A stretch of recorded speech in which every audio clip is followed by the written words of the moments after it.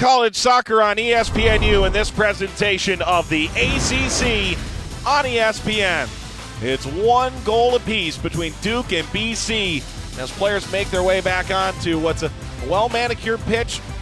No clouds overhead, temperatures in the 50s in North Carolina as Duke and BC trying to figure out where this top 8 looks going into the final match day before the ACC quarterfinals next weekend. Duke getting a goal from, well, maybe an unlikely source, Mackenzie Pluck, her 4th of the year, a freshman, as they respond to BC's goal in the 10th minute. And Kat, if you're BC, what do you do in the locker room to try and turn this around? Well, you saw in that stat sheet that Boston College had 3 shots. Well, they haven't had a shot in the last 29 minutes. They have to figure out a way to get Coffee, that player right there on the ball, number 17. She has to get the ball. She has to connect more with Vaughn and other players up there, like Bike, like Carrero, and they just have to pressure a little bit more that defense from Duke and force them into some easy turnovers. If Duke pulls this out with a 3-point performance, it'd be their 4th comeback win of the year, most in program history. It would put them in firm control of a home game in the quarterfinals. Number 2 seed, which could set up the long-awaited UNC Duke game that never happened this year. Not even an exhibition. It's a potential final in the ACC.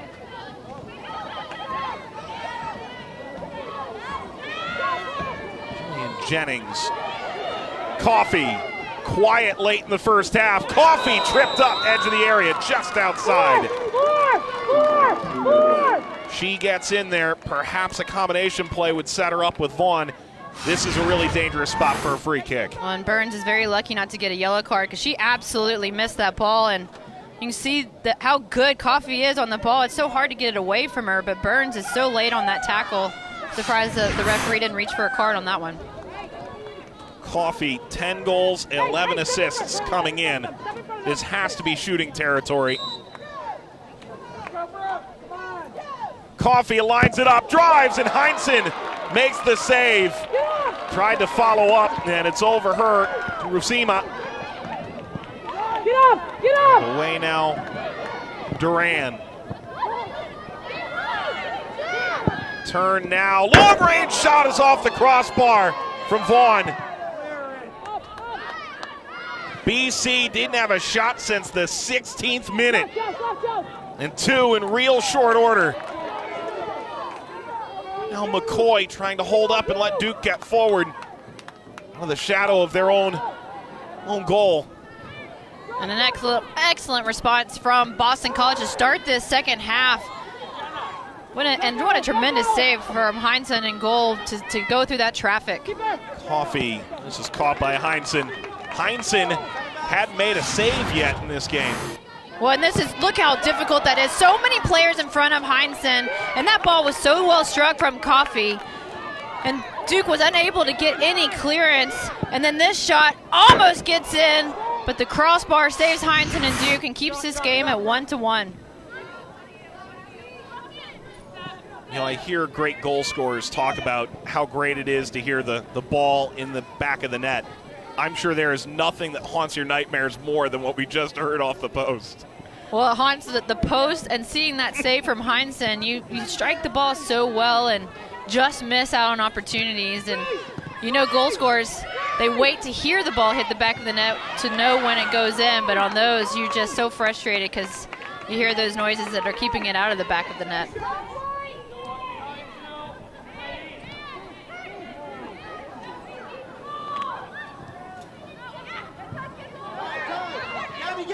Carrero backing toward the touchline.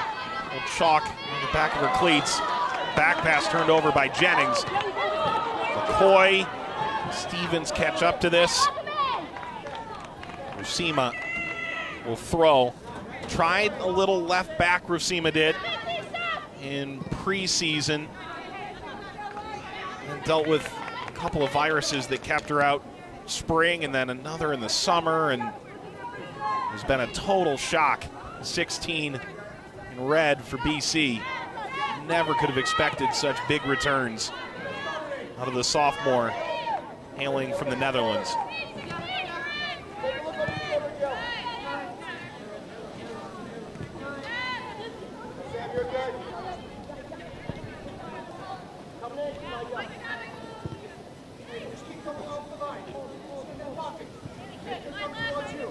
Here's Burns out of St. John's Country Day, Florida Player of the Year, Jacksonville area, decorated 4-year Duke career.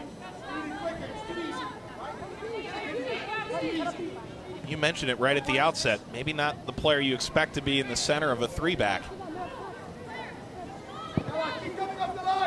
It's interesting. Robbie Church talked about how they can change formations so quickly.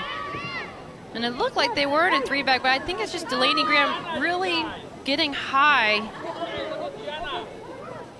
And Pascal just kind of being a little bit lower, but they're really forcing Graham to get close to their front line, getting Rasiopi to check back in and see if they can catch Boston College a little bit on their heels with that space in behind on the right and left side. If they see Graham here, there's a ton of room here up the line, and it was cut out by Rusima. She was even with Rasiopi along that Boston College back line. Now they're playing a lot of players high because Boston College only has one up top, and she's been dropping so low they can allow for those 3 center back types to really control the ball for them and push Graham forward and see how many numbers they can get into their attacking area. Rasiopi wants it out in front. Down by Duran, and now Kayla Jennings. Rusima played a bit in midfield with Kayla Jennings out earlier in the year, missed 3 games due to injury.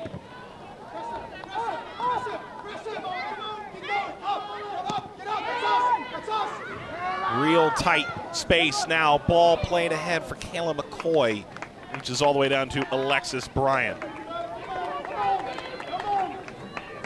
Bryant not a captain on this team and wasn't voted that way by her peers. A redshirt senior that had played 51 games his first few years. This year has grabbed the starting job, decided to be a leader anyways, according to Coach Allison Foley. When you need your goalkeeper to be a leader back there, you have to hear her voice. She gives you confidence with that, coming off her line well, getting those crosses, and it's been such a surprise, a pleasant surprise for Boston College to have Bryant doing such a good job for them in goal this year and giving that team that extra confidence. I mean, the first thing we heard from Duke's head coach was, wow, look at how good BC's offense is. And, you know, not that he was saying anything poor about their defense, but that's really what BC takes more pride in, their team defending, starting that goalkeeper and starting from the 9 and working between the two. Well, Robbie Church did mention how much better Bryant had become from last year to this year, and he mentioned it after the offense, but you know, he's even taken notice at what she's done in the offseason to make herself better, and she's a big difference for this Boston College team. Kind of player that in film session or even on the practice field or in games, almost like an assistant coach.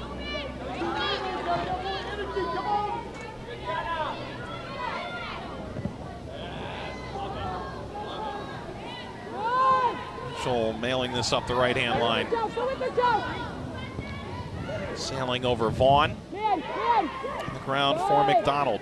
Hey, fight team, fight team. Not on. Let's keep it.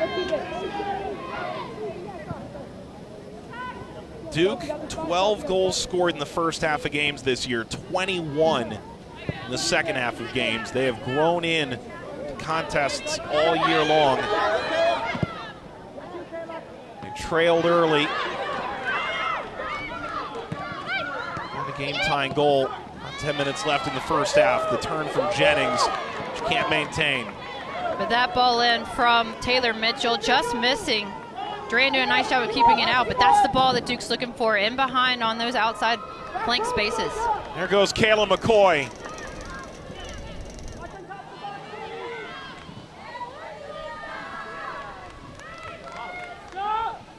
Carly Pascal returns to Burns. G, watch your shoulder! Your right shoulder, G! Cassiope, good dragging run from Graham to stay on side. You gotta get that to her.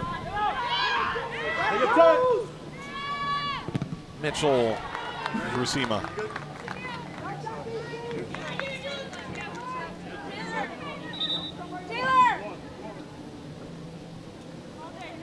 Substitution Blue Devils number 8, Tess Bodie, in for number 7. Bodie comes on. Really impressive in that opening half.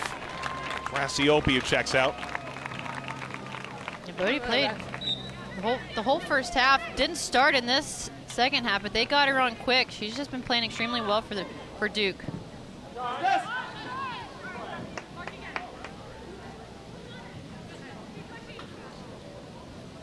Coach, can you back up, please?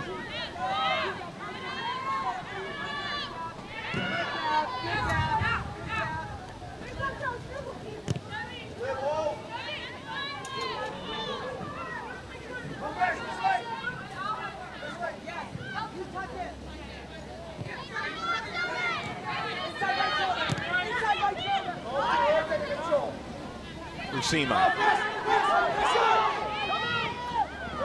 It's so interesting. It's been just about the same pattern of play the last 3 times down the field for Duke.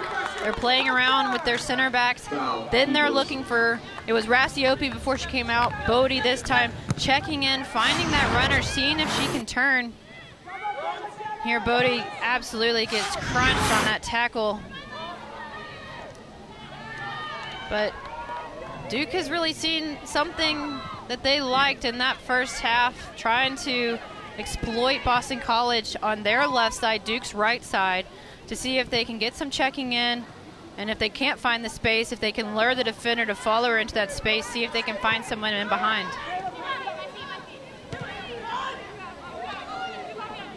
It's Graham. Rusima steps out in front of her, trying to usher this all the way out. And does. And that's the player that's going to be that decision for Duke. Does she go in with the player? Does she stay wide? Does she hold her line? And right now she's done an excellent job of making the right decisions, because Duke hasn't been able to exploit it, even though it's obvious that's what they want to do.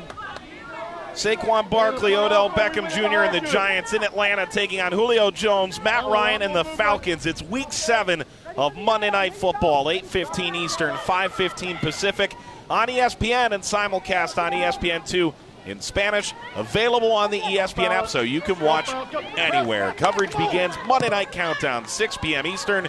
Monday Night Countdown served by Applebee's.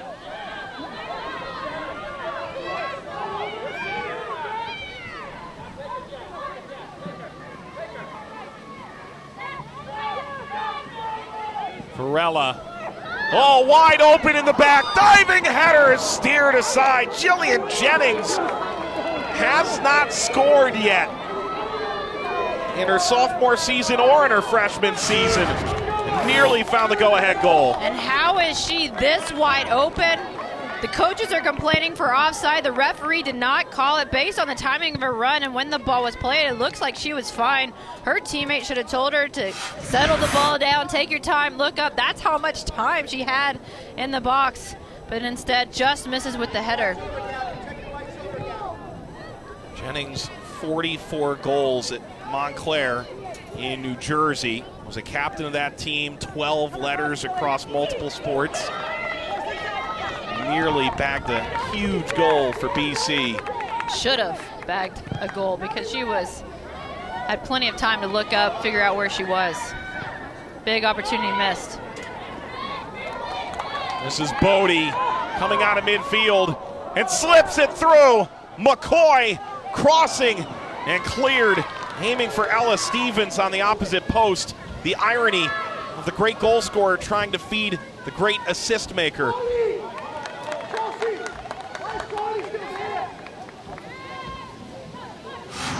When it's the right decision from McCoy not to take the shot, the angle was taken up, but she did see Stevens on that far side. Could have even been offside based on where Stevens was standing, but Bodie was running through. Maybe she could have slipped her in. But good defense there from Boston College. Reroll. Feed out to Ufsima. Ufsima here taking Bodie for a ride.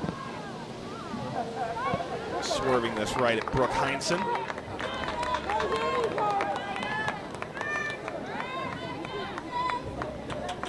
Heinsohn's had a really great year too. She just hasn't really been busy enough for us to talk about it. As Boston College did not take a shot. Nearly half an hour to close the opening half. And they've got all 3 shots so far, including 2 opening couple of minutes. Stemming off of a free kick inches outside the penalty area. Well, that's when we talked about Heinsohn, because that was an excellent save from her. Strong wrists, and to deal with a ball so well struck with so many bodies in front of her. And then the crossbar saved her the second time. Reaching the byline, this will ricochet.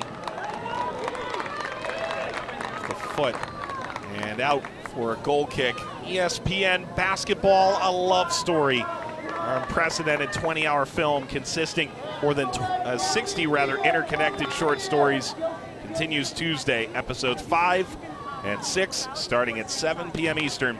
All episodes also streaming live on the ESPN app.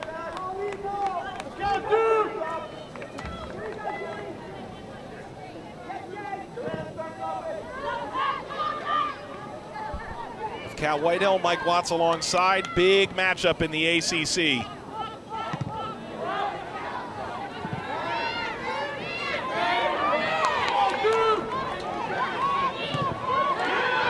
Bodie, no handball. Referee waving it off. Stevens. Don't turn.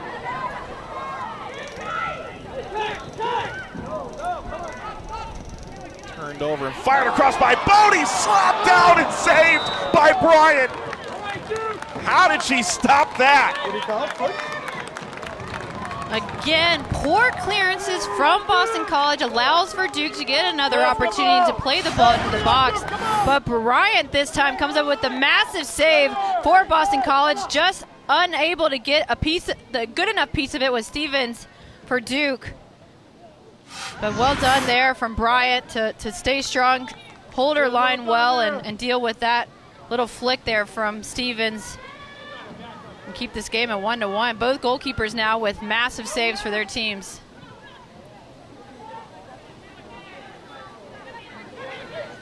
Well, the fun's just beginning too. Half an hour to play. Regulation. Bodie streaming out of midfield. Stevens. Mitchell deflects down. McCoy dragged it wide. Unbelievable. It fell right to one of the top goal scorers in the country. She can't bury it. Boston College is breathing a sigh of relief. Look at all the numbers, 4 in white. Tough for Boston College to deal with it. With the tackle, just lands at McCoy's feet and not able to get it on frame, and Boston College is very fortunate for that. Stevens replaced by Nabet. Nabet, a player with energy and effort that can plug into 2 or 3 positions. A sophomore out of Los Angeles.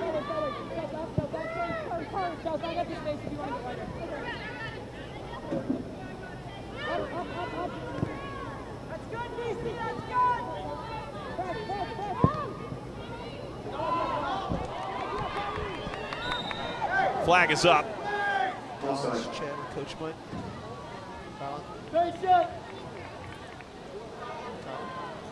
Coach Mike. Todd, you here? Duke in an offside position there. Yes, Colin can.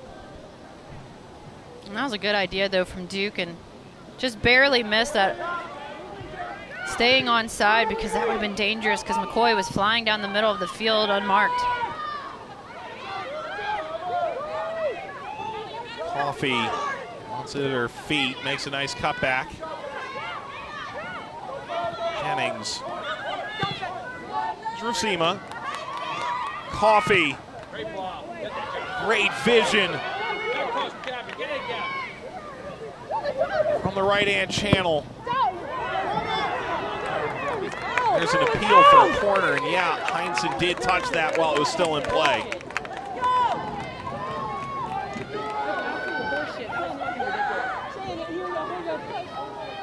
Hey, who's here? BC team prides themselves on grit. It's the book they read over the summer. They're basing their success on it. They don't think they have more talent than everybody else. You feel like you need to show that resiliency. They led early in this game. Coffee waits for it. Check 1, 2. Coffee with her left. Get up! Cue shot. Nutmegged one player on the way through. Interestingly enough, Bobby Church telling us that his team needs to play with a little more grit. I think at some point both coaches referred to wanting a little more cat on their team. I don't know if that's a compliment or not. I definitely was one of those that wasn't going to let you get around me too easily, that's for sure. Coach. Ryan will grab this. No, let me see if I can get him. Jillian Jennings will come out of midfield for BC. All square here with under 25 minutes to play. Duke taking over, and the head coach, his 18th year, Robbie Church, joins us. Coach, this feels like a great exhibition of ACC soccer right now. No question. What a high-level game by two really good teams. We gave up one early, and then we fought our way back. We just got to stay patient. If we just stay patient and not serve long balls and, get patient, play through the lines, play through midfield, build up, we've done really, really well and some good balls. And a little bit more quality in the final third, I think we should be okay. Well, it looked like you had a certain pattern of play at the beginning of this first half, especially on this right side. Was that something that you addressed in the locker room? It is. Again, it's something we saw at halftime, and their formation, where they were moving some of their players, and able, especially in the kind of end of the first half, we saw it, and we were able to take a player, put her inside, and then open up the outside lane. We came out of the locker room really slow, but I think we've kind of weathered that storm now. And if we just be patient, there we go, play right through the lines, we're going to be able to create some good opportunities. Coach, you want to join us in the booth? You got the commentary right down. No, I'll stay right here. Thank you. Thank you, Coach. Right there, play it right through the line, just like that. We offered, we can mic you up the whole game if you want. He didn't seem interested. I'm not surprised. You don't want a mic when you're on that sideline. Because you don't want to hear all the motivational tools. Right. Yeah. Well, we had a really nice time chatting with both these coaches over the course of the week. And, examples of tenure here in the ACC. Coaches that have been around the block.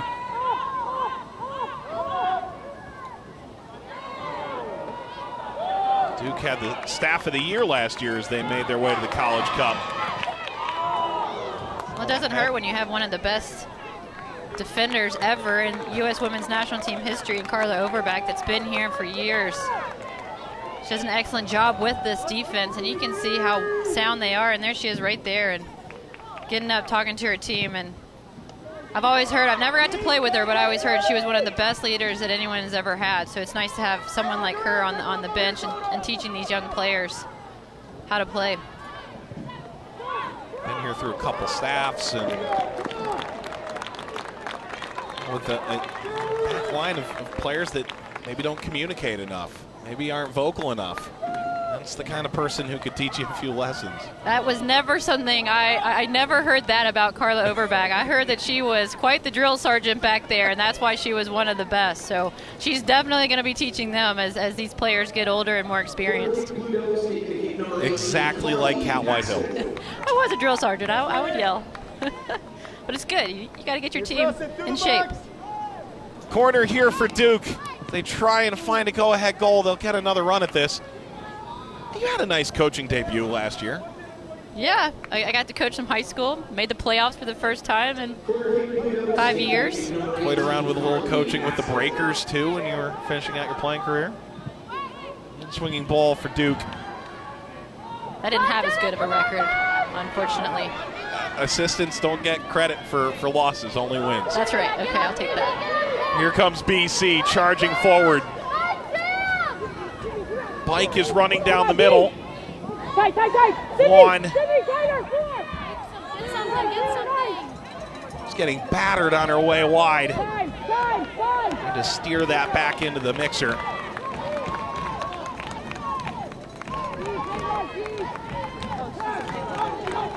It's a lot of wins, by the way, over 26 years. Not a lot of losses then.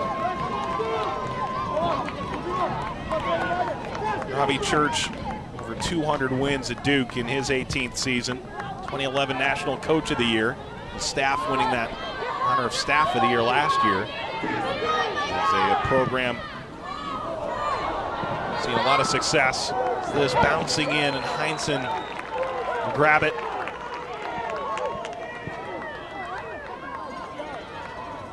Well done there from Heinsohn, reading that ball so well, because it did appear that Vaughn was going to be onside, but she just gets to the edge of her box and makes that save look a lot easier than it actually was. McCoy was in pursuit. It's out toward Pluck.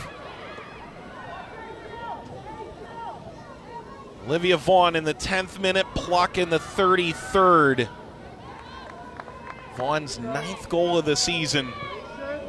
Giving BC that early lead on the road. A win here could do wonders given the results elsewhere in the conference. Virginia was trailing 2-0 to Florida State at halftime. A chance to edge toward third. With one match left to play on Thursday before the conference tournament starts on 4 campus sites next weekend. Good catch. It's away from Bike. If we ended things right now, BC 16 points, 4th place. They would host Louisville. Duke trying to find a win here. Stay in control of that number 2 seed. Well, and that's the attacking third that Robbie Church was talking about when we talked to him. It's Kayla McCoy gets in such a good position to get a good cross off and then just completely plays it out of bounds. It has to be better, especially if you're looking into that ACC tournament, you're looking into the NCAA tournament. It's the little things now. It's the minor things that'll help you win and get to the next game. And after this, it's a win or go home type situation, and that's where they have to really focus mentally. Langendorfer and Lockhead have come on. Rassiopi returns, saw her there a moment ago. Ellis Stevens as well for the stretch run of regulation.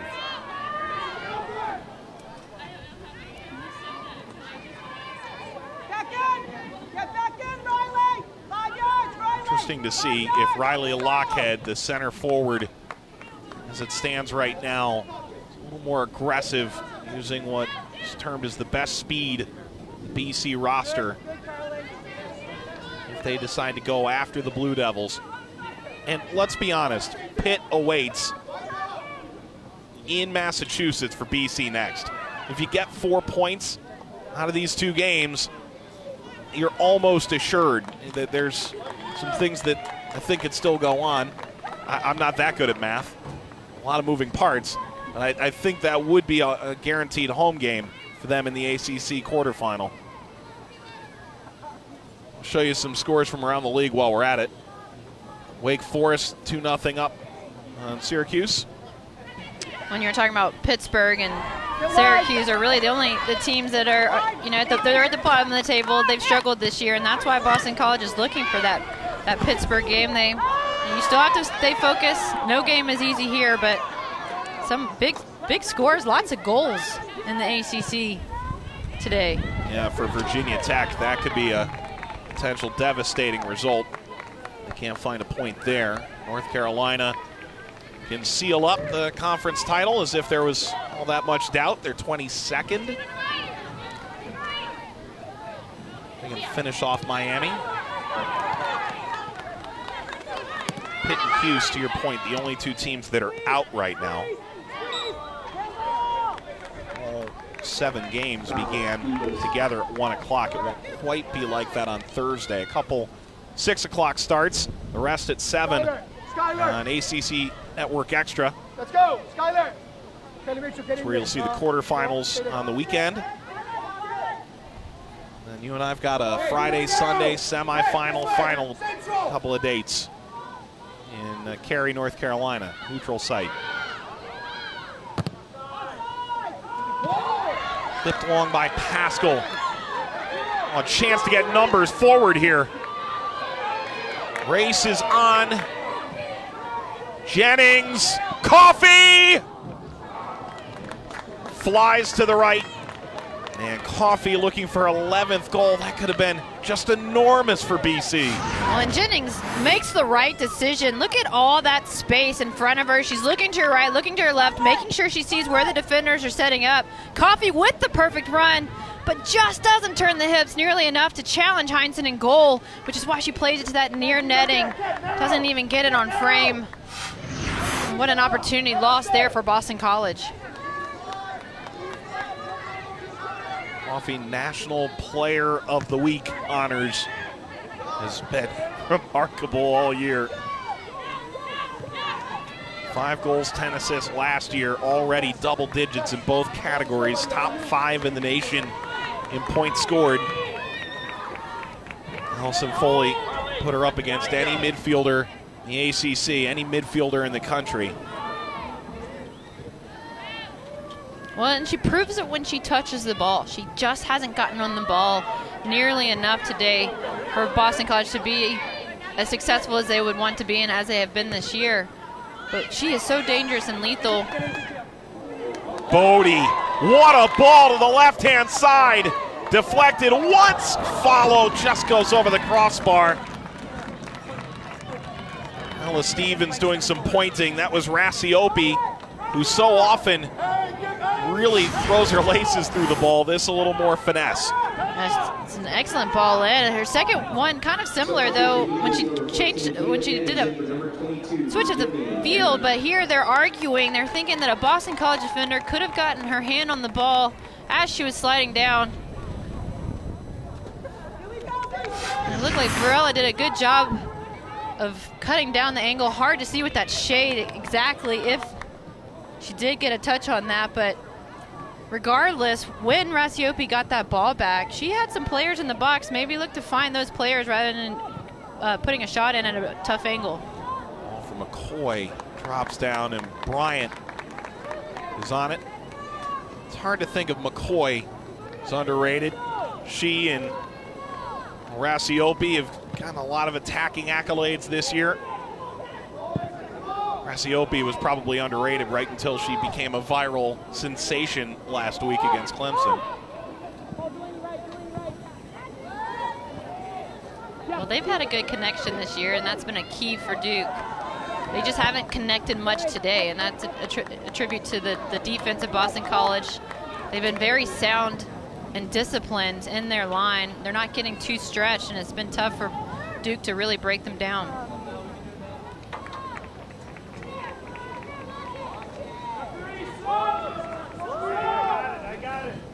There's Varela, transferred in from Monroe College, an All-American junior college level.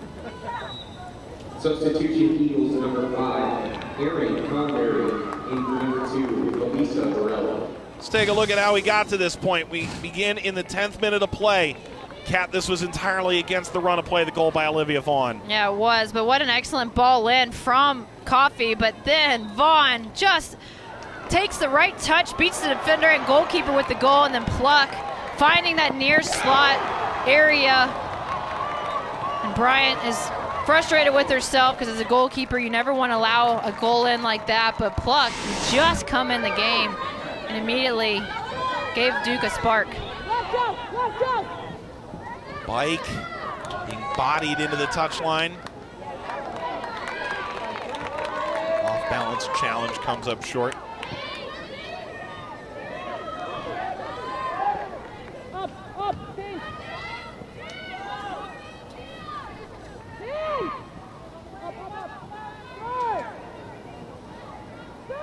Injured player down in the center circle.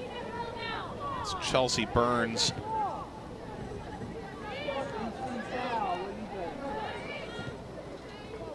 sure what happened. She went down and looked like Jenna Bike was looking around saying, well, what just happened there? So it's interesting to see that she just easily went down and was slow to get up.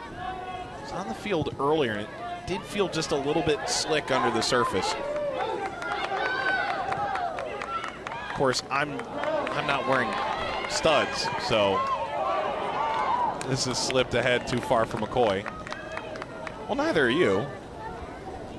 I wasn't slipping too bad. It was all right. Oh. It's a great field. Fantastic, isn't it? And it takes a lot of action over the course of the year.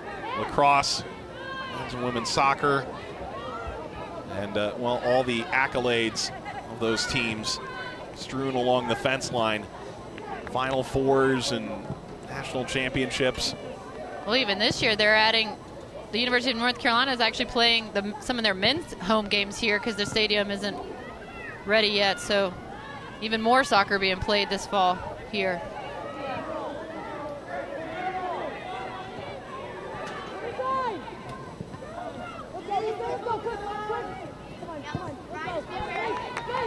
UNC Wilmington played a bit here as well with the Hurricane. Despite all of that, this Bermuda surface stadium named back in 1999. Not true. Back by Duran. Bryant lobs it away.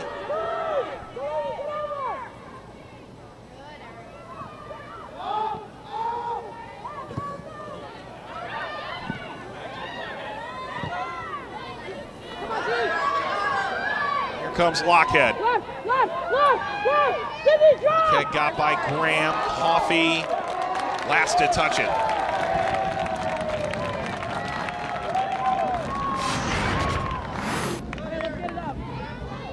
And looks like it might have just glanced off Coffey to give Duke the throw-in, and Coffey wasn't very happy with the decision from the ref.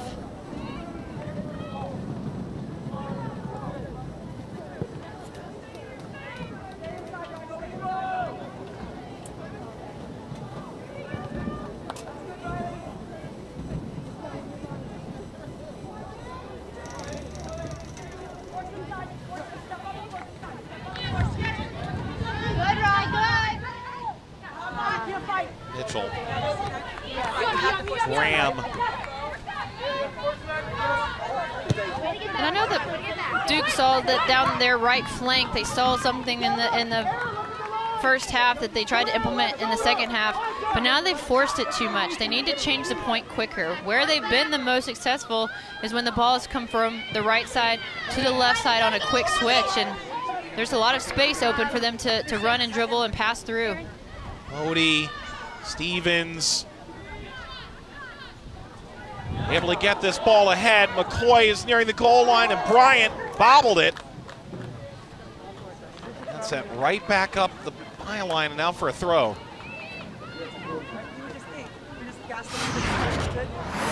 And close to being offside there was Rasiopi, but the assistant referee didn't call it. A bit of a miscommunication there from Duran and Bryant. She gives a throw in to Duke. Rasiopi ran out of room, but it is a corner for Duke. Taylor, Chelsea, come on, here we go.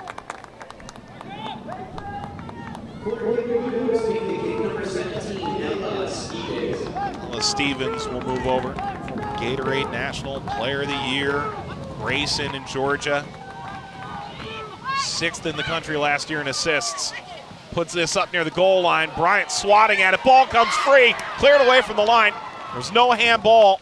Well, there was an appeal. Boston College trying to get out on the break. They've created a 2-on-1. Bike slipping ahead. Catching up to this. Heitzig goes down. And it is a corner. She touched. And Duke able to get back there. And good work from Bike, but an opportunity for Duke that was missed just based on very good defending. No handball, it doesn't appear. It could have even been a call against Rasiopi on Bryant. But they were able to clear the ball, and Spike got a 2v1 and a well-defended transition moment for Duke and Delaney Graham to slide over and get the corner kick for Boston College instead of a shot on goal. Stop. Coffee goes short. Come on. Gets it back. The return comes up short. And now Delaney Graham. Graham trying to turn on the Jets. Morello came out briefly, has returned. Convery comes off. Dumped over the top. McCoy.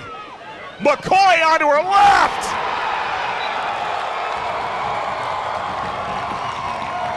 McCoy puts Duke in front. Her 36th career goal. And so much credit right now has to be given to Delaney Graham. Not only did she help save her team from an easy transition from Boston College, but now on the other end, she takes it upon herself to try and out-dribble 3 Boston College players. Wasn't able to do it, but the poor clearance from Varelli gives the ball right back, and an excellent ball over the top, finding that quick change of point. And Caleb McCoy getting a little ricochet off of the defender, which is why that beat Bryant, but this is why you can't live without McCoy. She's that type of player, has a scoring knack, where she just takes a little cut onto her left foot, hits the defender. And you see so many Boston College players just going to the ground deflated, because that was just the last couple minutes were back and forth on both ends. But Duke getting the better of it all. McCoy's 36th goal, her 8th so far this year in the ACC. 4th all-time in Duke goal scoring. BC trying to avoid a program record 4th straight loss at the hands of Duke. They've never won here. They've only drawn once. This the 9th meeting. And this senior class on senior day looking for their 65th win, building on a class record.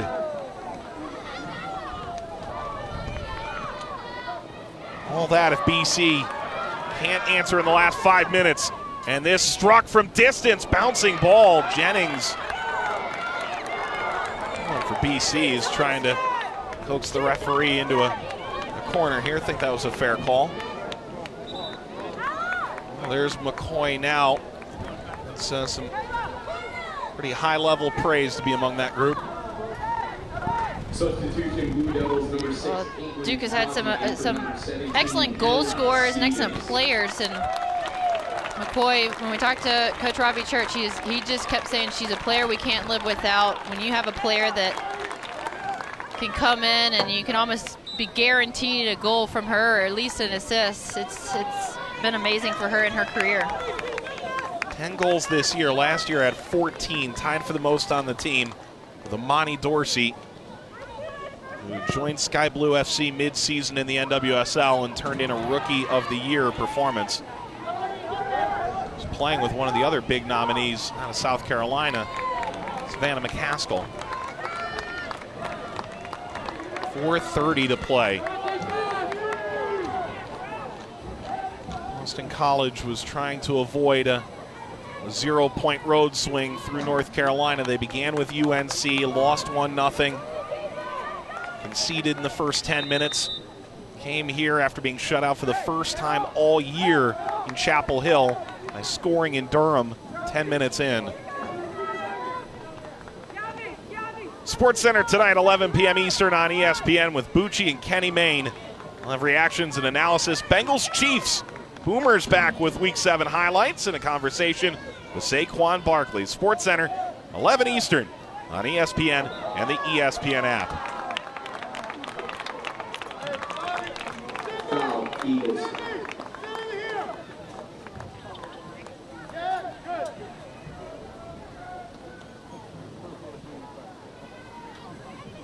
And Caitlin Cosme was put in by Robbie Church because number 6 in the back, an excellent defender, helps them maintain a lead.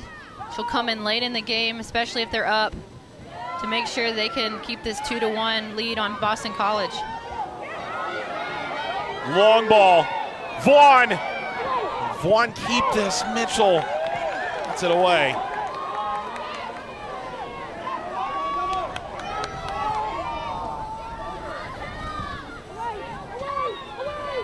for Vaughn, who scored for BC first. Mitchell steps in. Coffee.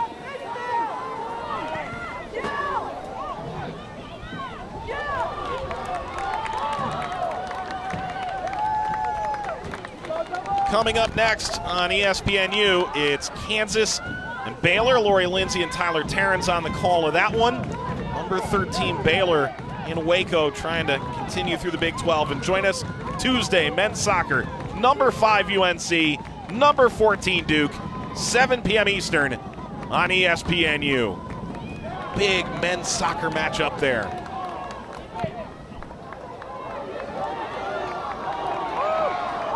McCoy will run this down. And it's been another shot drought for Boston College. About 41 minutes now since their last shot. They don't have much time to get another one in, but they need to get one in the next 2 minutes just to keep themselves in this game. That last shot was the ball off the crossbar. Before that, one of the saves of the match. The only save made by Brooke Heinsohn. Less than 2 minutes out of halftime. Coffey's free kick.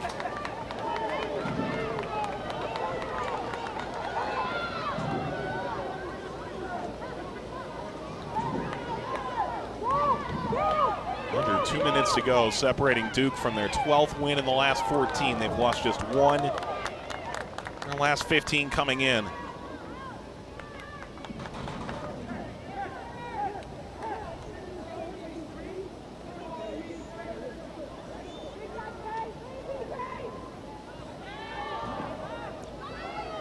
And it was a much better job from Boston College in the second half. They responded well from being dominated at the end of the first half. But really, Duke deserves this win. They had better chances. They outpossessed Boston College. They did do a nice job of team defending. Besides the one quick transition moment, not allowing for a offensive attack like Boston College to go through so many shot droughts has just been tremendous for them. But you can just see how good the ACC is, because these are two of the best, and they proved it today. McCoy's 14th game-winning goal if it stands. Another feather in the seniors' cap on senior day in Durham. She'll run this to the corner and try and get as much time off the clock as possible. Throw BC, this their last chance, and McCoy signs, McCoy fans all about. Simmons, McCoy, Simmons again, creating, tries to shoot, now 20 seconds for BC. Try and get up the field. Rasiopi should be able to carry this out.